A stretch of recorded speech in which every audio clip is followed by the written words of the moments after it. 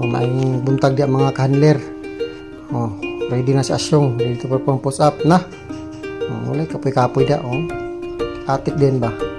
Para sa pampabasko sa lawas. Patulog-tulog dia. Push up na mo dia. Sit up, dagan. Ako wala ko kadaganan ni kagikan ko nang namutulog saging. Nagbas. Di pa ko kadagan kay sakit akong tuhod. Naglisa pa. Di pa kaya. Pero nang kamot yapon maka-push up ko kay para maintain yapon lisod na tutoy di makaya ang kusog niya. Nang kamot yapon sa ay nagsudan niya properly pero ang attitude niya na nang kamot kana mo na encouragement sa mga tamad ya gusto mag-apply gusto magpapisagkuan lang pawala sa mga high blood mga lapot nga dugo sudan ni sugan mo ani mo healthy mo healthy body mo.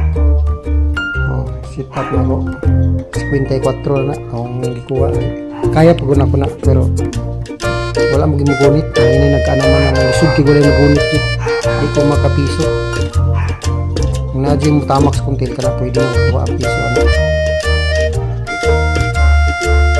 bounce lang sa kuma akong sit up akong push up okay na pero ay lang sila ang properly push up hinay pa yung problem kasi masih sa pagkagaling para sa mga istorya tanaw lang mo siguro mo tanaw mo ganahe palo po mo para okay po ga itong vibes na to ini lang ko atik ba talaga mo ka-engit para man sa encouragement sa mga patulog-tulog dyan sira mo paniid pero wala may palo-palo palo po mo para maganahan po ta share exercise mo na hygiene and sanitation na itong lawas para layo ka sa sakit sa balatian sa high blood sa healthy ta ba mawala itong mga stress ba sa ito simasi sa ta